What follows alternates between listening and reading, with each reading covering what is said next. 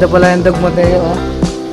Ayan po, at nakita na po namin yung pundod ni tatay. Tagal po hindi nakapasyal dito kay tatay. Hindi po pala kami po yun. Itong gripo pala namin ay hindi pa po nagana. Dahil maliit pa ang anak nyo.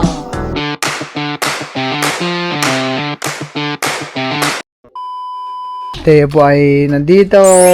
Naglalaro sila ni lola niya. Ano pa? Alin? Naglalaro sila ni lola niya. Ano pa? Alin? Ito? Wag to. Pambabae yun. Babae to. Ah. Ano pa? Ha? Ah. Wag yung Barbie. Ayaw to, ayaw. Pambabae yan eh. Kulay Ano pink. pa? Ah. Peppa Pig. Kinakyan niya na lahat ng stuffed toys. Ah. Wow. Ano ba? Oh, babalik ko na. Oh, yan. Upo na siya. Ay. Ah. Ayo, give to Lola the lion. Lion. Ay, oy, baby. Oh. Give to Lola horse. Horse. Oh, kay Lola. Akin din sa akin. Give to Lola the dolphin. Dolphin. Yay! Very good. Clap, clap. Ah. Yan. Ano yan? Tingin ni Tito Jay. Tara at maglilinis na si Lola. Bye-bye na, bye-bye. Bye-bye. Mamaya na, pagdating ni Tito Oh, James. doon nga na may dog ka na doon. Hanap kunin natin yung dog mo. Tara. Dali. Kunin mo yung car mo. Nahulog. Kunin natin yung dog mo. Bagong laba yun. Ito pala yung dog mo, Teo, oh. Bagong laba.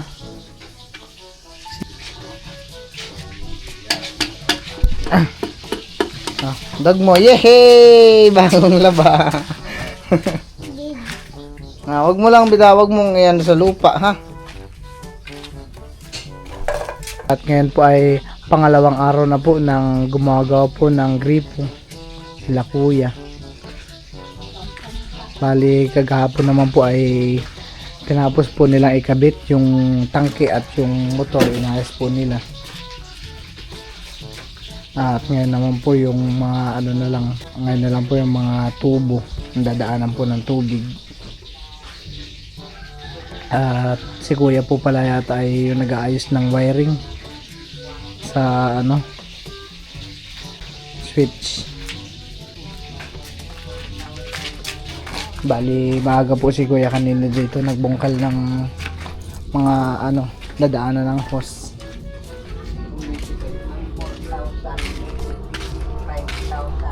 Ayan.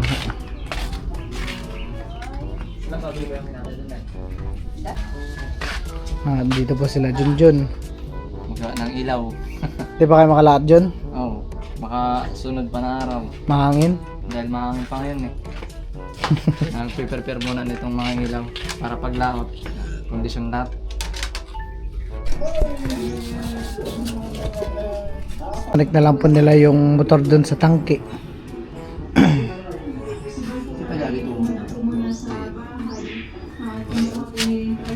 Yan ho.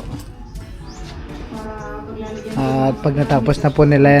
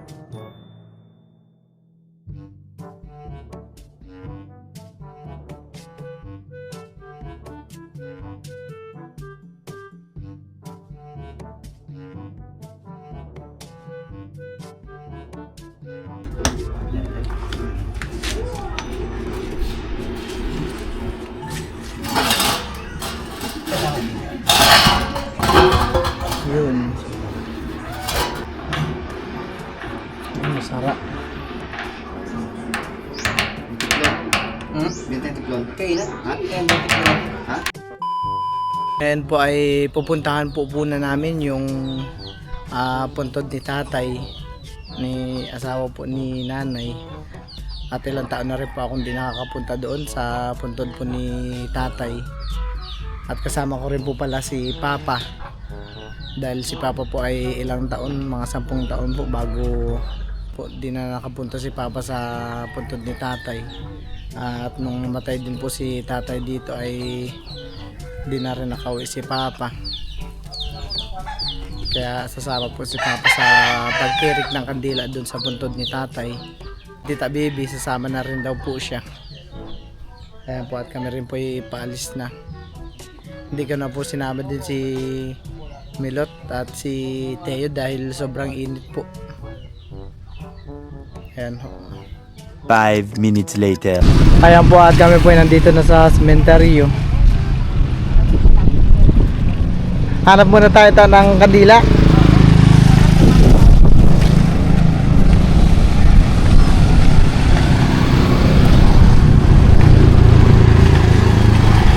Kami po bibili po muna ng kandila.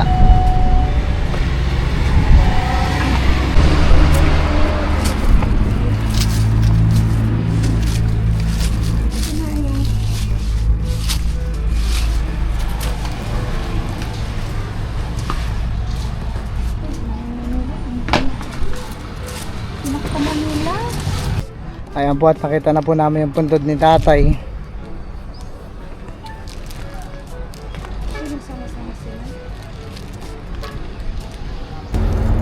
Hi, Tay. Ah, Kabayutan pa naon.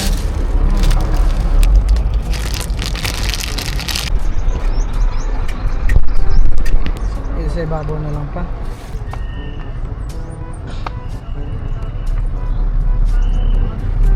Yung sipilo, sipilo. Tayo po. Si Uncle Jun at saka si Lolo yun nandyan. Ito na ilang senior at saka junior yan. Tapos ito si tatay. Nandito si Uncle Jun at saka si nanay. Sabi yun nandyan sa ano. Tagal ko po hindi nakapasyal dito kay tatay. Siguro po mga 3 taon na po siguro.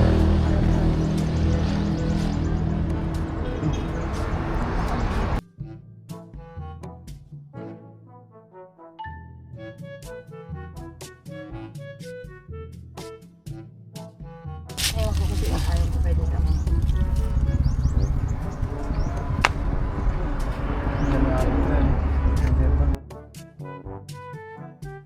Ilang taon ka na pala atang hindi nakapunta kay tatay ta?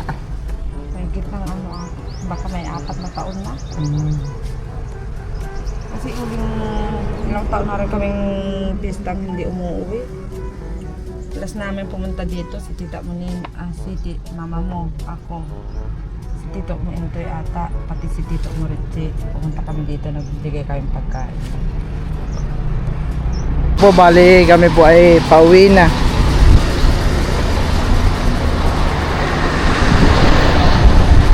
At kami po ay dadaan pa po, bibili ng bigas at nung gripo. At kami po ay dadaan na rin, bibili po ng gripo. Yung kanya pong pihitan. Ama, meron po kayo dito mga gripo? Anong gripo po? Anong Yung plastic or box?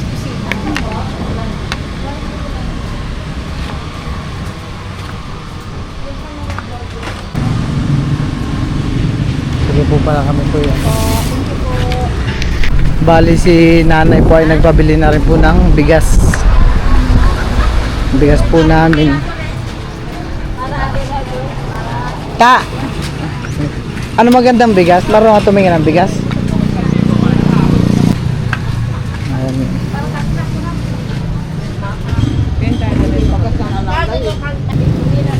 Wala kayong sampol dito sa baba. Apit pinang malagay.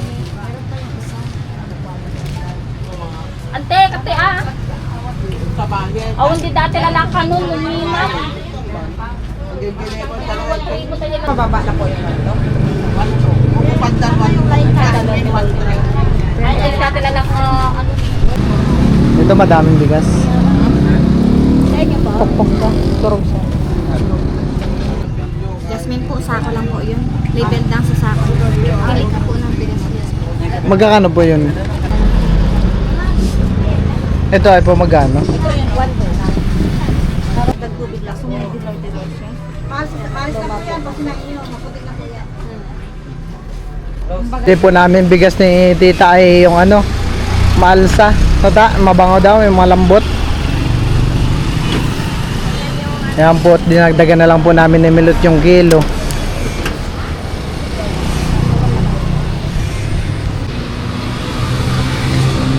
May mga ano po kayo dito, gripo. Anong klaseng gripo ko yan? Yung wala po kayong plastic na ganito. Wala, naubusan ko na ito yung plastic. Naubos na. Po ba? Kaya po bale, ito po yung aking mga nabiling gripo. Dalawang plastic po at isa po sa pangkusina. Sinusubukan na po nila kuya.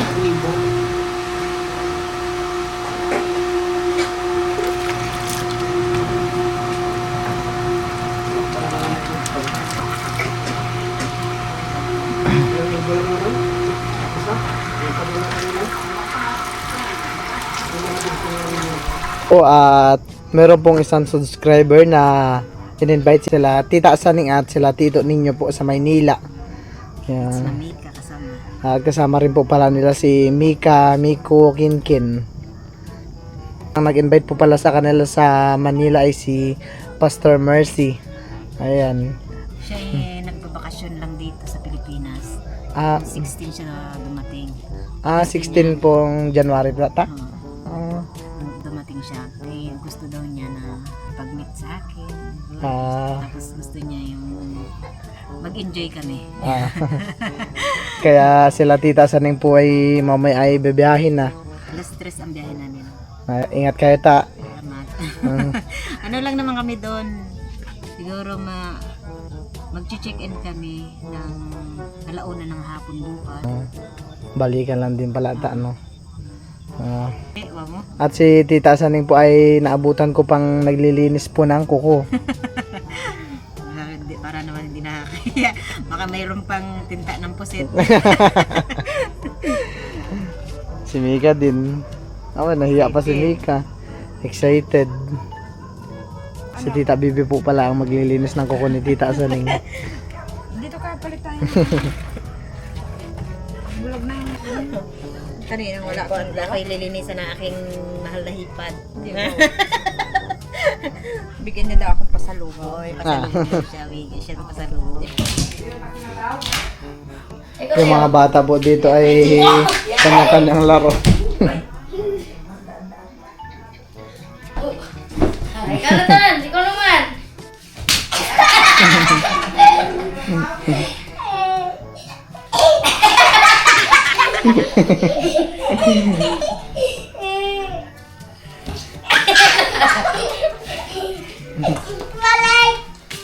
Babalik na naman si Teo. Balik na naman. Dahan-dahan Teo. Uy, gumapang. Gumapang.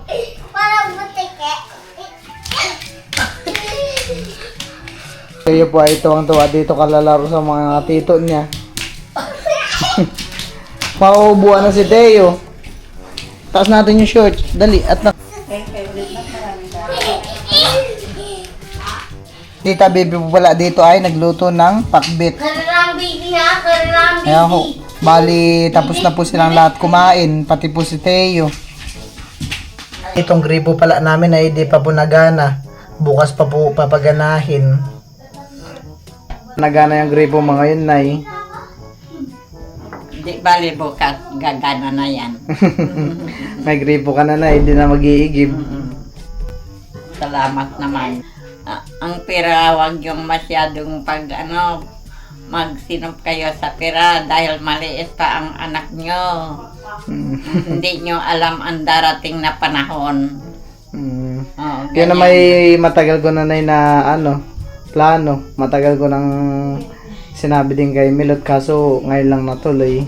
Yan nga ang sabi sa akin, matagal nyo na raw na pinag-usapan yan. Kaya hindi na ako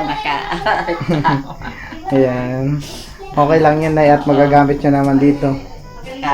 Oo naman, salamat naman. Hindi na mag-iigib si Manong. Pag wala si Manong at nasa laot, wala kang mautusan mag-igib, meron ka ng gripo. Sige, salamat naman.